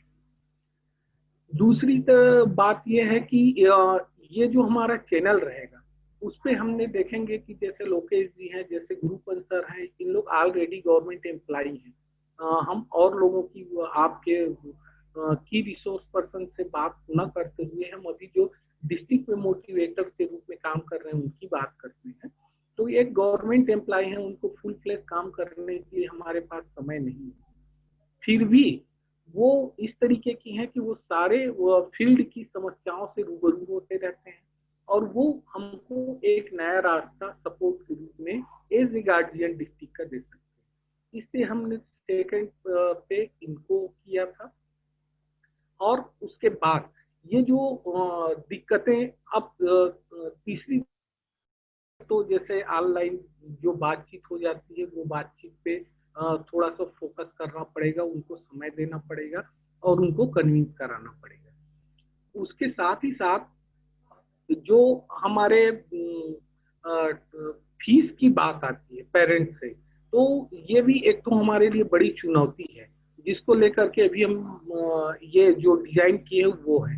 चुनौती ये है कि बच्चे ये बात सही है, एकदम 100% सही, हमको ग्राउंड लेवल की जानकारी है कि अगर अच्छी एजुकेशन मिले तो बच्चे फीस पे करने के लिए कहीं भी कोई भी दिक्कत नहीं करते। इसका सिंपल सा उदाहरण है कि बच्चों का एनरोलमेंट प्राइवेट स्कूल में होना, प्राइवेट स्कूल में होना यानी प्राइवेट स्कूल में निश्चित तौर पे पैसा देते हैं, वो इसीलिए पैसा देते हैं कि वहाँ पढ़ाई अच्छी होती है। तो वो शिक्षा हम देंगे, पर हमारे पास प्रॉब्लम चैलेंज वाली बात यही आती है कि उस शिक्षा की बात करते हैं, वो शिक्षा हमारा गांव का एक लड़की या एक लड़का देने जा रहा है, तो उसके ऊपर फेस करना उनको थोड़ा सा मुश्किल जाएगा। तो इनको विश्वास अर्जित करने के लिए पहले 1 मंथ तो उनको फीस कलेक्शन की बात बता के तो रखनी है, पर एट ए टाइम उनको जमा करने की बात नहीं करनी है। हमको ये देखना पड़ेगा कि 1 मंथ लगेगा, 100 रुपए बताएंगे, पर वो 100 रुपए की फीस उनको मंथ के एंड में देना है। तब तक हमारे ज्ञान दूत को इतना सशक्त करना होगा कि वो क्वालिटी एजुकेशन के साथ साथ पेरेंट्स से फेमिलियर हो जाए और उनकी जो भी सवाल है उसको वो अच्छे से टेकल कर पाए। इस तरीके से हमारी रणनीति रहेगी और इसी स्ट्रक्चर पे डिस्ट्रिक्ट क्लस्टर, हम ब्लॉक ना करके सीधा क्लस्टर करेंगे। क्लस्टर के बाद डायरेक्ट हमने जो व्हाट्सएप ग्रुप अभी बनाने का जो एक पहल किया है वो इसी को ध्यान में रखते हुए किया था कि लोग बाग हमारे एक दूसरे की समस्या को सुने और वो जो समस्या आ रही है वो हम व्हाट्सएप के द्वारा उनका समाधान करते हैं, उससे रूबरू हूँ। और अगर कहीं कुछ मीटिंग की बात आती है तो 2-4 को छोड़ करके हम अगर मौका मिले तो बीच में ये दोनों डिस्ट्रिक्ट पे कम से कम 4 से 6 मीटिंग हम मंथ के एंड में एक बार जरूर रखें, ऐसा हमारा एक प्लानिंग रहेगा। ये छोटी सी मेरी प्रस्तुति थी, तैयारी थी। और बाकी आप सब विद्वत जन का बहुत बहुत धन्यवाद जो आपने इस कार्यक्रम से मुझे जोड़ा, मुझे काफी खुशी है और इसको और बेहतर ढंग से आप लोगों के जैसा मार्गदर्शन मिलता रहेगा उसमें करते रहेंगे। फील्ड के बारे में ये छोटी सी मेरी जो समझ थी वो रखा। धन्यवाद। धन्यवाद, धन्यवाद विनोद सर, और बहुत ही सारगर्भित तरीके से आपने संगठन के विषयों को रखा इतने सिंप्लिसिटी के साथ, और आपका जो इतना विराट अनुभव, विशाल अनुभव है उसका भी हम सदुपयोग करेंगे आने वाले समय में। और जितनी चुनौतियां, जितना, क्योंकि संवाद का एक प्रमुख बिंदु आप होंगे, तो आपके थ्रू जितनी भी चीजों की हमें जानकारी मिलेगी उस पर हम सुधार और बेहतर करने की कोशिश करेंगे। यह सिर्फ शुरुआत है अभी। इसके साथ ही मैं अभी सारे जो हमारे मेंबर्स इसमें जुड़े हुए हैं अभी चर्चा में, उनके पास अगर कोई सवाल है तो वो चैट बॉक्स में अपना सवाल लिखेंगे। अभी मैं आपको संक्षेप में बताऊंगा कि मोटा मोटी ज्ञानशाला है क्या चीज। तो आप लोग के पास कोई भी सवाल है तो उसको चैट बॉक्स में आप टाइप कर सकते हैं, उसका जवाब हमारे साथ 5 विशेषज्ञ आज उपलब्ध हैं, उनमें से कोई ना कोई आपको जवाब देंगे। तो सबसे पहले कि ये ज्ञानशाला क्या है, तो ज्ञानशाला का विचार हमारा ये है कि स्थानीय स्तर पे गुणवत्ता युक्त शिक्षा उपलब्ध कराने का ये प्रयास है। स्थानीय स्तर पे बच्चियों के लिए गुणवत्ता युक्त शिक्षा, बच्चियां वो जो कक्षा 1 से 5 में पढ़ती हैं, तो ज्ञानशाला क्या फ्री में चलेगी? नहीं। जब कोई गुणवत्ता युक्त कोई काम समाज में सेवा देना चाहता है, जब हम समाज के लिए उपयोगी बनने जा रहे हैं, जब हम समाज को सेवा देने जा रहे हैं, तो हमें उसका मूल्य मिलना चाहिए। तो आपको अपने गांव में ये सिद्ध करना है कि 100 रुपया महीना प्रति बच्ची कक्षा 1 से 5 को पढ़ाने के लिए आपको दिया जा सकता है। आप प्रतिदिन उनको 1.5 घंटे की पढ़ाई उपलब्ध कराएंगे और आप खुद को प्रशिक्षित करेंगे, खुद को मजबूत करेंगे और किसी भी शहर या किसी भी देश के शिक्षक के साथ टक्कर लेने को तैयार होने के लिए आप सामने आएंगे। तो गांव और कस्बे में हमको स्थानीय शिक्षक तैयार कर रहे हैं, उनको मजबूत करना है ताकि गांवों में भी शिक्षा का स्तर बढ़े, लड़कियों को बेहतर शिक्षा मिले और लंबे समय के लिए गांव में एक संसाधन तैयार हो जो पढ़ा सकता है। शिक्षा कोई विद्यालय की बिल्डिंग से, बेंच से, टेबल से, कुर्सी से, मिड डे मील से, साइकिल से, यूनिफॉर्म से नहीं आने वाली है। शिक्षा शिक्षक से आने वाली है। तो सरकारों ने सब कुछ पर काम किया है, शिक्षक पर नहीं काम किया है। तो हम इसको एक अवसर मानेंगे, ज्ञानशाला इसको अवसर समझती है कि क्यों नहीं हम स्थानीय युवा और युवतियों को इसके लिए मजबूत करें। यदि हम इसमें सफल होते हैं तो हम एक बड़ी संभावना का पिटारा खोलते हैं। अगला विषय क्या होता है कि जो भी हमारे शिक्षक इस उद्देश्य में जुड़ेंगे, हम उनको ज्ञान दूत बोलेंगे, जो ज्ञान का प्रचार प्रसार करते हैं समाज में। नई राष्ट्रीय शिक्षा नीति आ चुकी है जो कि गुणवत्ता युक्त शिक्षा की बात करती है। जब तक सरकारी तंत्र जागता है, सो के उठकर जागता है, तब तक आप इस पे 3 महीने के अंदर आप मेहनत करके अगर निकल जाए तो आप इसके फ्लैग बियरर होंगे, आपको कोई छू नहीं सकता है। भाई, क्या होती है गुणवत्ता युक्त शिक्षा, क्या होती है सीखने की क्षमता, क्या होता है लर्निंग हाउ टू लर्न। तो इसमें आप लीडरशिप गांव में ले सकते हैं और 2 से 3 महीने के संघर्ष में अपने आप को स्थापित कर सकते हैं, बजाते कि आपके अंदर वो संघर्ष का मादा हो। अगला विषय आता है कि जो भी आपको ज्ञानशाला की टीम आपको कोई पैसा नहीं देगी, आपको अपने लिए पैसा खुद कमाना है, अपनी उपयोगिता गांव में सिद्ध करके। अगर आप उसको एक बार कर लेते हैं, आपकी उपयोगिता सिद्ध हो जाती है, तो वह वर्षों वर्षों तक ये कार्यक्रम चलेगा। कोई आपको अगर वेतन देता है, 6 महीने बाद वो चला जाएगा तो फिर वो कार्यक्रम बंद हो जाता है, लेकिन आपकी योग्यता एक बार सिद्ध हो गई गांव में तो आप वर्षों तक इस पे कमाएंगे। तो वो एक तो विषय है ही। उसके बाद ज्ञानशाला क्या करेगी? तो ज्ञानशाला आपको हर तरीके का प्रशिक्षण उपलब्ध कराएगी, हर तरीके का सपोर्ट, लेसन प्लान हो, आपका एक्टिविटी प्लान हो, अंतरराष्ट्रीय शिक्षा पद्धति की बात हो, बच्चों के मूल्यांकन की बात हो, जो मल्टी ग्रेड मल्टी लेवल में सुनील सर ने बताया कि बच्चों का मूल्यांकन आप जब तक समझेंगे नहीं कि बच्चा किस लेवल का है तो आप कैसे पढ़ाएंगे। हमारे यहाँ अनसाइंटिफिक पढ़ाई चल रही है, बरसों से चल रही है, सारे लोग स्कूल में आ चुके हैं बच्चे, लेकिन गुणवत्ता कहाँ है इसका किसी को अंदाजा नहीं है। सारे जो योग्य लोग थे गांव में वो पढ़ लिख कर शहरों में चले गए, अब जो गांव में रह गए हैं तो उसमें शिक्षा की चर्चा, चिंता तो है, चर्चा भी है, लेकिन प्रयास किधर है? तो यह प्रयास का अवसर है। अगर आप में वो क्षमता है तो ज्ञानशाला के इतने सक्षम लोगों की टीम है, विनोद गुप्ता सर हैं, सुनील मिश्रा सर हैं, डॉक्टर कात्यायनी हैं, विनोद सिंह सर हैं, और छोटा मोटा सहयोगी मैं भी हूं आपका, तो लोकेश जी जैसे लोग हैं, तो हम सब मिलकर कुछ क्रांतिकारी कर सकते हैं।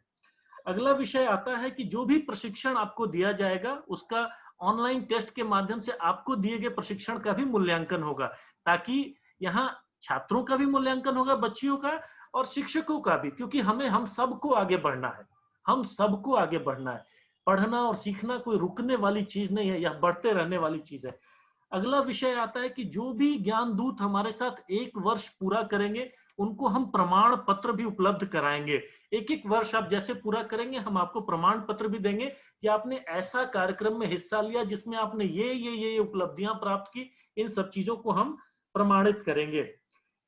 प्लस जितने तरह के बच्चों को पढ़ाने के लिए आपको एक्टिविटी प्लान, जितने प्रश्न पत्र, क्वेश्चन बैंक इत्यादि तरह की जरूरत होगी वो हम आपको उपलब्ध कराएंगे, ताकि झारखंड के गिरिडीह में जो बच्चा जो परीक्षा देगा वही बच्चा वही परीक्षा वही पत्र पे लगभग छत्तीसगढ़ के जशपुर में भी बच्चा परीक्षा देगा।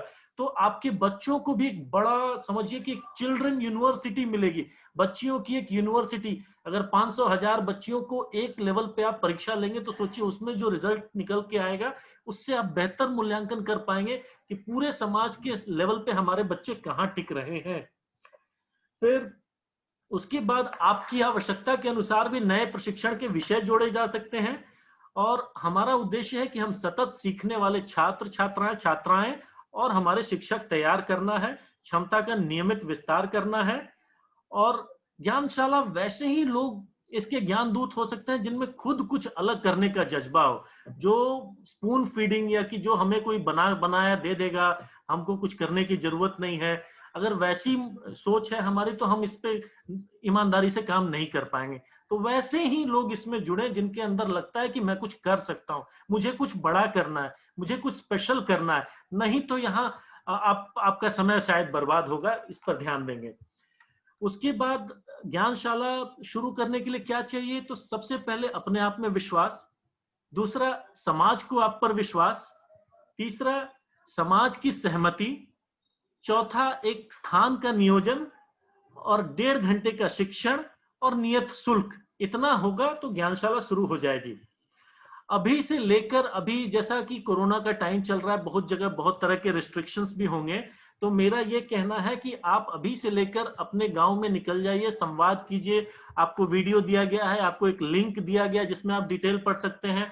आज का ये वीडियो जो रिकॉर्ड हो रहा है ये भी हम आपको ऑनलाइन यूट्यूब में उपलब्ध करा देंगे, ताकि आप इससे भी लोगों को समझा सके कि क्या विचार है, लोग समझें, उसको चिंतन करें उसके ऊपर। और उसके बाद आप प्रयास करें, जब आपके पास एक बार 5, 6, 7 बच्चियां जुट जाती हैं तो आप अपने सरपंच को भी इसके लिए सूचित करें। जैसा कि विनोद सिंह सर ने कहा है कि कम्युनिटी को एंगेज करना जरूरी है, और इसकी शुरुआत करें अपने डिस्ट्रिक्ट के जो इंचार्ज हैं उनको सूचित करके। और जब आप इसकी शुरुआत करेंगे उसके बाद अगली ट्रेनिंग हम आपको कराएंगे कि असर पद्धति जो है, जो पूरे विश्व में विख्यात है, भारत में तो खास करके, उससे मूल्यांकन कैसे करते हैं। तो मोटा मोटी समझिए कि ज्ञानशाला एक अभियान है। अभियान से जुड़ने के लिए अगर आपके अंदर वो विश्वास है, साहस है, क्षमता है, तो हम आपको सहयोग करने के लिए पूरी तरह से तत्पर हैं। और हर तरह के शिक्षण प्रशिक्षण की व्यवस्था की जिम्मेदारी हमारी होगी। तो आप अपना समय लीजिए, अभी से लेके 10 दिन, 15 दिन, 20 दिन इत्मीनान से अक्टूबर माह तक आप पूरा समय लेकर अपना कार्यक्रम की शुरुआत करें। जो रेडी हो जाएं वो शुरुआत कर सकते हैं, जिनके यहाँ संभावना बन गई वो शुरुआत कर सकते हैं और इसमें आगे बढ़ें। और इसके अलावा कोई भी आपको प्रश्न हो तो आप हमसे पूछें। हमारा नारा है पढ़ो पढ़ाओ सबको बढ़ाओ। तो धन्यवाद। इसी के साथ मैं प्रश्नों की ओर चल रहा हूं और फिर अपने विशेषज्ञों से उन प्रश्नों के लिए उत्तर के लिए संपर्क करूंगा। किसी पवन यादव ने हमसे पूछा है कुछ मटेरियल की जरूरत होगी, सो कैसे होगा? पवन, हम आपको सारा मटेरियल ऑनलाइन उपलब्ध कराएंगे शुरुआती दौर में। समय बढ़ने के साथ हो सकता है हार्ड कॉपी में भी आपको उपलब्ध कराएंगे, लेकिन आपके मोबाइल पे हो सकता है कि पिक्चर के फॉर्म में या डॉक्यूमेंट के फॉर्म में वो मटेरियल आपको उपलब्ध हो जाएगा। तो आज के डेट में हमको नहीं लगता है कि आप लोग कोई भी मोबाइल चलाने में दिक्कत है, तो पवन ये काम हो जाएगा। सुनील मिश्रा सर पूछते हैं सब कुछ, अच्छा सुनील मिश्रा सर ने उत्तर दे भी दिया है, सब कुछ मटेरियल देंगे, ट्रेनिंग मॉड्यूल भी दे देंगे। तो हमारे साथ ऐसे ऐसे अभिभावक हैं कि कोई चिंता करने की आवश्यकता नहीं है आप लोगों को। शिक्षण प्रशिक्षण की कोई कमी नहीं होगी, उसके लिए निश्चिंत रहें। राष्ट्र स्तर की शिक्षा और शिक्षण और प्रशिक्षण अपने ज्ञान दूतों को मिलेगा, उसकी गारंटी हम लेंगे। और 3 महीने 4 महीने बीतने के बाद आप भी महसूस करेंगे कि आप एक अलग आदमी बन चुके हैं। तो एक अच्छी टीम के साथ आप जुड़ेंगे, एक राज्य स्तरीय राष्ट्र स्तरीय टीम के साथ जुड़ेंगे, बड़े बड़े लोगों का हमें मार्गदर्शन मिलेगा और एक अभियान की तरह में काम करना है। पवन यादव ने यह भी पूछा है कि भाई इनकम क्या है? तो इनकम आपके ऊपर है, आप जितनी 15-20 बच्चियों को पढ़ाइए, आप उसमें 1.5 घंटे के लिए आपको गांव में 2000 रुपए महीने मिलेंगे, तो यही इनकम है। दूसरा, आपकी प्रतिष्ठा बढ़ेगी, आप उसके बाद कोई दूसरा बच्चों का भी क्लास ले सकते हैं, आप अच्छे ट्यूटर बन सकते हैं, आप उसके बाद कुछ भी कमा सकते हैं, वही आपका इनकम है। जितनी आप मेहनत करेंगे, जितनी आप अपनी सामाजिक उपयोगिता सिद्ध करेंगे, उतना समाज आपको पैसा देगा। अगर नहीं सिद्ध कर पाएंगे, आपकी समाज के लिए उपयोगी हैं, तो समाज आपको नहीं पूछेगा। सैयद पूछते हैं हम लोग को इसके लिए एक प्रशिक्षण या ओरिएंटेशन हो तो और बेहतर होगा, साथ ही लिखित डॉक्यूमेंट भी मिले। मैं डॉक्टर कुमार कात्यायनी से निवेदन करूंगा इस प्रश्न का उत्तर दें। डॉक्टर कात्यायनी।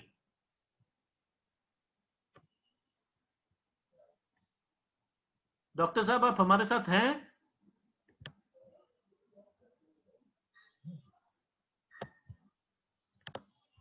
डॉक्टर साहब। हाँ हेलो।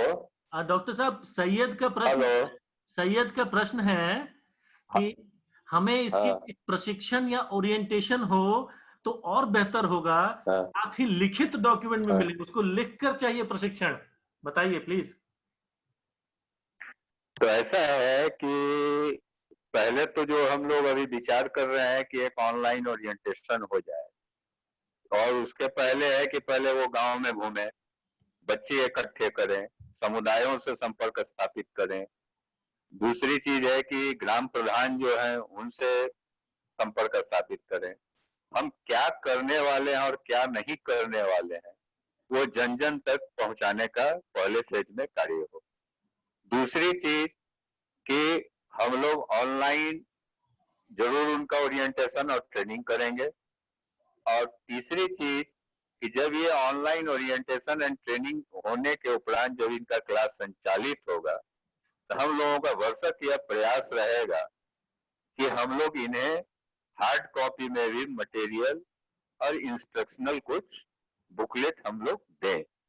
और मुझे जहां तक लगता है कि सैयद का एक बहुत बड़ा अनुभव है मेरे साथ कार्य करने का, तो इस पे अगर सैयद भी कुछ काम करके हम लोगों को प्रेरित करें तो काफी अच्छा होगा। तो मुझे लगता है कि सारी चीजें होंगी, थोड़ा आप विश्वास करें, आप थोड़ा विश्वास करें हम लोगों पे, और हम लोग आप पे पूरा विश्वास करते हैं। और पूरा जिज्ञासा के साथ आप अपने समाज, अपने समुदाय, अपने गांव, अपने आसपास के माहौल को बदलने का प्रयास करें। हम लोग जरूर जो भी आपका डिमांड है, अर्थ के अलावे जो भी डिमांड होंगे वो डिमांड हम लोग जरूर पूरा करेंगे। धन्यवाद सर, धन्यवाद। धन्यवाद डॉक्टर कात्यायनी। अगला सवाल चंद्रेश्वरी पूछती हैं कि स्टूडेंट स्कूल में रजिस्टर्ड होगा तो एग्जाम कंडक्ट होता है, उनको सर्टिफिकेट मिलता है, स्कूल में बच्चे पढ़ते हैं, तो ज्ञानशाला में बच्चे पढ़ेंगे तो उनका आकलन कैसे होगा?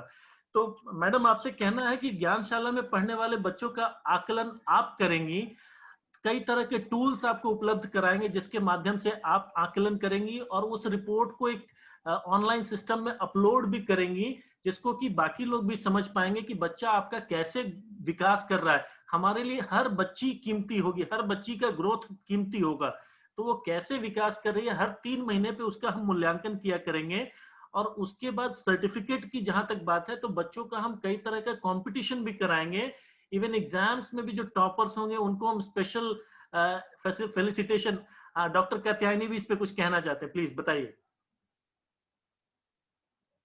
जैसे आप आपका ज्ञानशाला वो आपका है, वो ज्ञानशाला उस समुदाय का है। आपको लगता है कि बच्चों का मूल्यांकन होना चाहिए, उनके रिजल्ट निकलना चाहिए, और उसका मूल्यांकन कौन कर सकता है? तो आप खुद भी मूल्यांकन कर सकते हैं। दूसरी चीज है कि आपके समुदाय में पढ़े लिखे इंसान भी हैं, उनसे भी आप एक मूल्यांकन करवा सकते हैं, जिसका नाम आप लोग थर्ड पार्टी इवैल्यूएशन भी दे सकते हैं। तीसरी चीज है कि जिस दिन से आप क्लास शुरू करेंगे और आपके पास जितने भी बच्चियां रहेंगी, उनका एक ग्रेडिंग सीट रहेगा कि ये बच्ची किस लेवल पे है फर्स्ट फेज में, और वो ग्रेडिंग सीट आपको बनाने का एक फॉर्मेट भेज दिया जाएगा। आप चार्ट पेपर पे उसे बना के टांग सकती हैं, और जैसे जैसे मूल्यांकन होता जाएगा उन बच्चों का जो लेवल ऊपर चलता जाएगा, तो उस खाने में बच्चे का नाम ऊपर चलता जाएगा। तो आप स्वतंत्र हैं कि आप समुदाय के द्वारा भी बच्चों का मूल्यांकन करवा सकते हैं, खुद से भी मूल्यांकन कर सकते हैं। नई शिक्षा पर नीति में यह भी हो गया है कि बच्चे भी बच्चों का मूल्यांकन कर सकते हैं। तो मूल्यांकन, शिक्षक से अच्छा मूल्यांकन प्रतिदिन कोई दूसरा नहीं कर सकता है।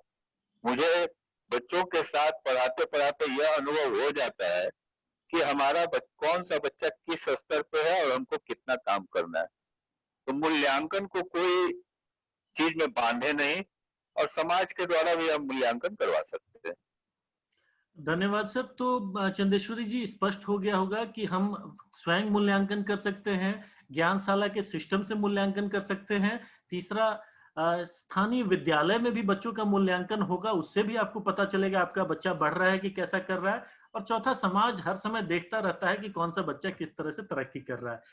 अगला, पवन यादव कहते हैं कि उनके 10 बच्चे हो गए। तो पवन, हम आपसे निवेदन करेंगे, आपसे हम संपर्क करेंगे और आप इसको सिस्टम को अपने यहाँ शुरू करेंगे। और बहुत बहुत बधाई इसके लिए कि आपके पास 10 बच्चियां ऑलरेडी इस विषय के लिए जुड़ चुके हैं। नितेश का प्रश्न है कि साप्ताहिक कार्य व प्रतिदिन का समय अवधि क्या होगा? समय अवधि 1.25 से 1.5 घंटा कम से कम। 1.25 से 1.5 घंटा इसलिए कि 15 से 30 मिनट हम एक एक्टिविटी डेली करना चाहेंगे और 1 घंटा शिक्षण पे जाना चाहेंगे। 15 से 30 मिनट एक एक्टिविटी प्रतिदिन और 1 घंटा शिक्षण एटलीस्ट। तो 1.25 से 1.5 घंटा से कम समय नहीं देना है। समय कब करना है, सुबह करना, शाम करना, दोपहर करना, यह आपके ऊपर रहेगा, इसमें हम छेड़छाड़ नहीं करेंगे, क्योंकि स्थानीय परिस्थिति, परिवारों की अनुकूलता, बच्चों की अनुकूलता, आपकी अनुकूलता, सारे को मिलाकर जैसे हम इसको कंडक्ट कर सकते हैं उस हिसाब से इसको कंडक्ट करेंगे। और सप्ताह में कम से कम हम इसको 5 दिन करेंगे, सोमवार से शुक्रवार तक। शनिवार हम दिन रखेंगे जिस दिन हम अपने प्रशिक्षण, अपने शिक्षण, अपने डेवलपमेंट पे भी कुछ काम करना चाहेंगे, और रविवार भारत सरकार कहती है कि आप आराम कीजिए, तो उतना काम नहीं कराएंगे। तो यही है। और किसी का कोई प्रश्न हो तो बताएं, और किसी का कोई प्रश्न हो तो चैट बॉक्स में टाइप करें।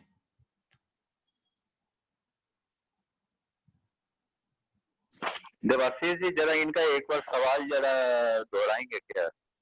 इनका कार्य, सवाल है साप्ताहिक कार्य व प्रतिदिन की समय अवधि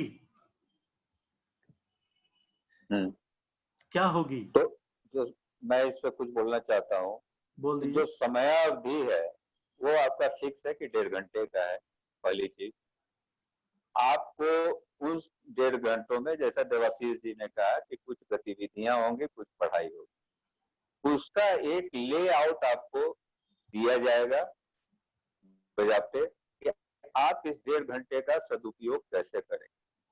लेकिन वो एक लेआउट हम लोगों के तरफ से दिया जाएगा, लेकिन आपका प्रतिदिन का लेसन प्लान आपका होना चाहिए, खुद टीचर का, जो हमारे ज्ञान दूत हैं वो लेसन प्लान बनाए हमारे इंस्ट्रक्शन ये पे। जो मटेरियल और डिजिटल मटेरियल आपको दिए जाएंगे उससे निर्धारित पढ़ाई बच्चों की हो। और जो शनिवार के दिन अपनी क्षमता वर्धन की बात देवाशीष जी ने कही कि सोमवार से शुक्रवार तक चलेगा, मुझे लगता है कि इसमें हर एक सैटरडे को क्षमता आपका, मैंने मुझे लगता है कि महीना में 2 दिन इनके क्षमता वर्धन का काम हो, और सैटरडे के 2 सैटरडे को हमें लगता है कि इन बच्चों की पेरेंट्स की मीटिंग होनी चाहिए बच्चों के साथ, क्योंकि पेरेंट्स भी जाने कि इस ज्ञानशाला में हमारे बच्चे आ रहे हैं तो सिर्फ मुझसे 100 रुपये लिया जा रहा है कि हमारे बच्चे कुछ सीख रहे हैं। तो मुझे लगता है कि इसमें से एक टाइम थोड़ा हम लोगों को सेट करना पड़ेगा कि अपनी क्षमता वर्धन और प्लस पेरेंट्स एंड कम्युनिटी का एक वीकली कुछ मैंने सेकेंड सैटरडे, फोर्थ सैटरडे या फर्स्ट सैटरडे, थर्ड सैटरडे इस तरीके की मीटिंग हो।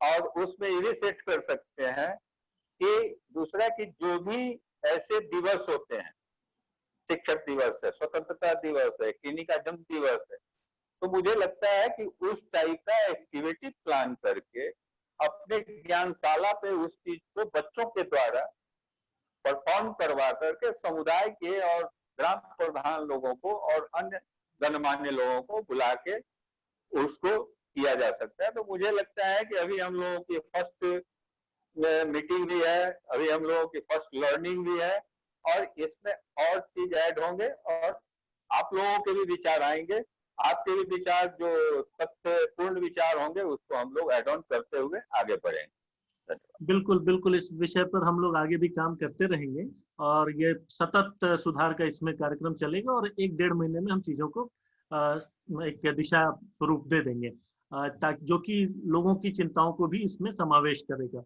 अगला एक सवाल है जो मैं विनोद गुप्ता सर से निवेदन करूंगा। विनोद गुप्ता सर, आप अपना माइक ऑन करेंगे?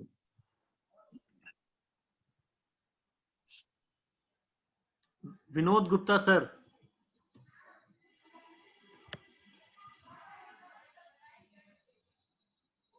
लगता नहीं है। विनोद गुप्ता सर, आप सुन पा रहे हैं? हाँ हाँ हाँ हाँ हाँ हाँ सर, अभी सुन पा रहा हूँ मैं, हाँ बताइए। सर, ये सवाल ये है कि सिलेबस का स्ट्रक्चर कैसा होगा? चमेली निषाद जी प्रश्न कर रही हैं, सिलेबस का स्ट्रक्चर कैसा होगा, प्लीज। देखिए, हम लोग ये प्रयास करेंगे कि 1ली से 5वीं तक के बच्चों का एक सिलेबस के आधार पे एक एनुअल कैलेंडर हम बच्चों को, सभी ज्ञान दूतों को बना के देंगे। और थोड़ा सा ये देखना पड़ेगा कि झारखंड के लिए क्या हम अलग बनाएं और छत्तीसगढ़ के लिए अलग बनाएं, ये थोड़ा देखना पड़ेगा। लेकिन हमें लगता है कि एक एनुअल कैलेंडर और पर डे का इनका क्लास का भी कुछ एक तरीका बना के दे कि वो 1 या 1.5 घंटे में एक्टिविटी करने वाले हैं। तो हम एनुअल बना के देंगे, क्लास 1 की क्या होगा, क्लास 2 के लिए क्या होगा, इस तरह से, ताकि 3 से 4 महीने या 5 महीने में वो न सिर्फ सिलेबस पूरी पढ़ाई अच्छे से करा, बल्कि रिवीजन पैटर्न कैसा हो वो भी हम कैलेंडर सम्मिलित करेंगे। और कहानी ने भी बहुत अच्छा बताया, पेरेंट के साथ जो एक 15 दिन में एक बैठक होनी चाहिए वो भी कैलेंडर में समाहित होगा। इसी तरह से उस कैलेंडर में जो जो एक्टिविटी समय समय पर होने वाली है उन सारी चीजों को हम शामिल करते हुए एक बढ़िया इनको गाइडलाइन उपलब्ध करा देंगे, ताकि ये उसी के अनुसार ये अपने कक्षा का संचालन कर पाएंगे। तो ये काम मैं करा दूंगा, उसमें ये मेरी जिम्मेदारी है, मैं करा लूंगा इसको। बिल्कुल सर, बहुत बहुत धन्यवाद आपका। आप काफी मैंने आपका मार्गदर्शन और आपका प्रोत्साहन इस ज्ञानशाला के लिए एक तरह से अमृत का काम करती है। और मुझे लगता है कि और कोई सवाल अभी नहीं आया है। इस बीच में कात्यायनी जी हाथ उठा रहे हैं, कुछ और बोलना चाहते हैं, बताइए सर। हाँ बोलिए बोलिए। अनम्यूट कीजिए अपने को। कात्यायनी जी अनम्यूट कीजिए खुद को। हाँ विनोद सर, हाँ जी, हाँ कर लिया मैंने। हाँ। विनोद सर से मेरा एक सवाल था कि ये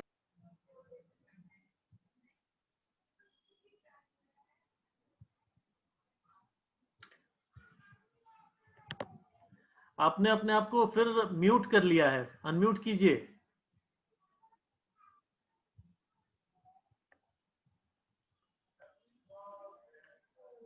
आपने अनम्यूट, आपने अपने आप को अनम्यूट कीजिए।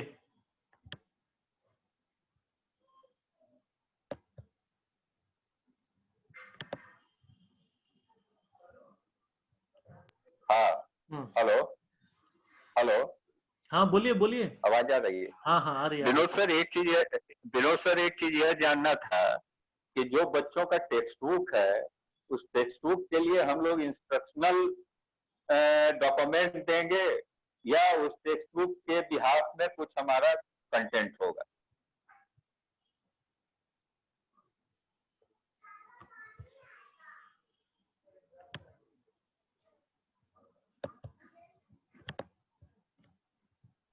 हाँ हेलो, मेरा सर, एक सवाल है। आप ये कहना चाह रहे हैं कि हमारे ज्ञानदूत, हाँ मैं आपकी सवाल सुन लिया सर। आप जी, ये जानना चाह रहे हैं कि हम जो बनाएंगे उसमें क्या हम ज्ञानदूत को पाठ हो या सिलेबस को कैसे पढ़ाना है उसके विषय निर्देश देने वाले हैं, ऐसा कुछ आप जानना चाह रहे हैं? नहीं, मेरा जानना यह है कि हर एक स्टेट का अपना टेक्स्ट बुक है। उस टेक्स्ट बुक को जी। पढ़ाने की विधि का इंस्ट्रक्शनल डॉक्यूमेंट हम देंगे अपने ज्ञानदूत को कि उसका कुछ सप्लीमेंट मटेरियल देंगे?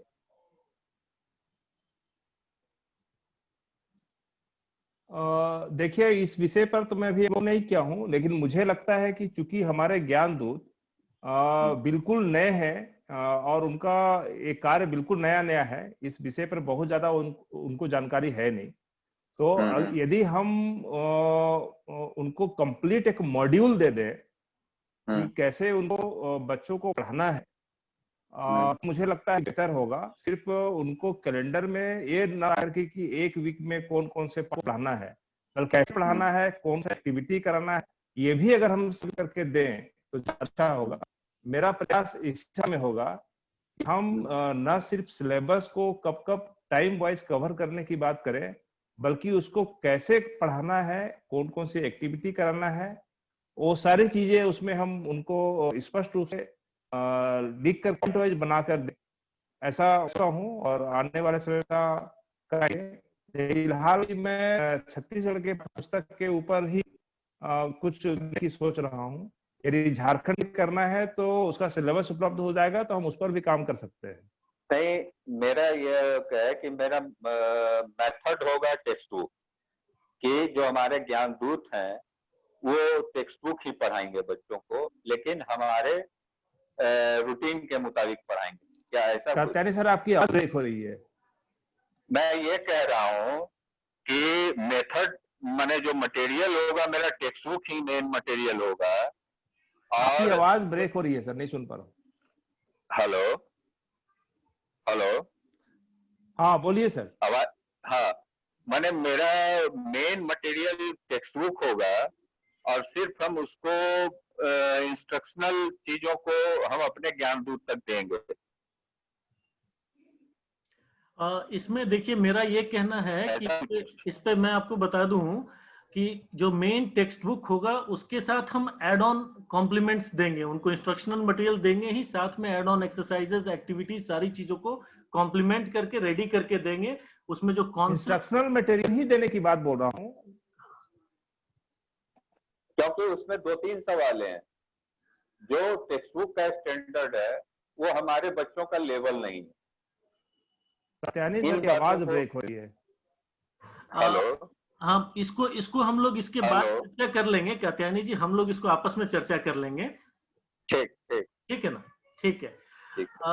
इसमें अगला सवाल है, अगला सवाल है रोशन का कि फिक्स सैलरी कितना होगा। रोशन जी, कोई फिक्स सैलरी नहीं होगी, आपको पढ़ाना है और समाज में जितनी बच्चियों को आप पढ़ाएंगे उनसे फीस ले सकते हैं, और हम आपको प्रशिक्षण में और आपके डेवलपमेंट में सहयोग करेंगे। इसमें कोई सैलरी नहीं होगी, आपको खुद अपनी सैलरी कमानी है। चमेली निषाद फिर बोलती है कि ये जो रीडिंग होगी वो किस एडुकेशन की इक्विवेलेंट होगी। तो ये जो एक इंटरनेशनल एजुकेशन सिस्टम है उस पद्धति से मिलती जुलती हम काम करेंगे। इंटरनेशनल एजुकेशन सिस्टम जैसा, अंतरराष्ट्रीय शिक्षा पद्धति जैसा काम करेंगे अपने ज्ञानशाला में, और बाकी जो उनकी कक्षा में जो सिलेबस में स्ट्रक्चर है उसको कवर करते हुए आगे बढ़ेंगे, उनको तैयार करेंगे। देवानंद ने फिर पूछा है कि इस योजना के तहत कुछ मानदेय होना चाहिए। ये कोई सरकार की या किसी फंडिंग ऑर्गेनाइजेशन की योजना नहीं है, समझिए यह समाज की योजना है। आप अपने आप को मजबूत बनाना चाहते हैं, अपने समाज को मजबूत बनाना चाहते हैं तो इससे जुड़िए, आपका स्वागत है। लेकिन हमारे पास कोई इसके लिए मानदेय देने की क्षमता नहीं है और हम इसमें आपको कुछ नहीं कह सकते हैं। हाँ, आप अपने आप को डेवलप कर ले, वही मानदेय होगा, उसमें आप आगे बढ़ जाए, इतना ही है। और अंततः लगता है अब सवाल जितने थे हम लोगों ने अटेंड कर लिए हैं। और एक बार मैं पुनः सभी जितने साथी हमारे जुड़े हैं, जशपुर से, रायपुर से, गिरिडीह से, रामगढ़ से, मैं सभी का एक बार धन्यवाद करना चाहूंगा। सभी लोगों को धन्यवाद देना चाहूंगा कि आपने अपना समय निकाला और इस विषय से जुड़े। आप समय लीजिए, विषयों की तैयारी कीजिए, समाज में चर्चा कीजिए, और उसके बाद हम पुनः मिलेंगे, जल्दी ही मिलेंगे। मैं सभी अपने विशेषज्ञ जो हमारे अतिथि जुड़े हैं, डॉक्टर कुमार कात्यायनी जी, श्री विनोद सिंह जी, सुनील मिश्रा सर जो कि इतना बहुमूल्य समय निकाल कर आए, विनोद गुप्ता सर बहुत बिजी रहते हैं, बहुत सारी जिम्मेदारियां रहती हैं, फिर भी उन्होंने इतना समय दिया। आप सभी का मैं पुनः पुनः धन्यवाद करूंगा ज्ञानशाला की ओर से, और हम लोग शीघ्र ही मिलेंगे। और अब अपने काम पर आज से हम लोग प्रारंभ करते हैं। तो चलिए, हम लोग पढ़ो पढ़ाओ सबको बढ़ाओ। धन्यवाद। धन्यवाद। Thank you sir. Thank you.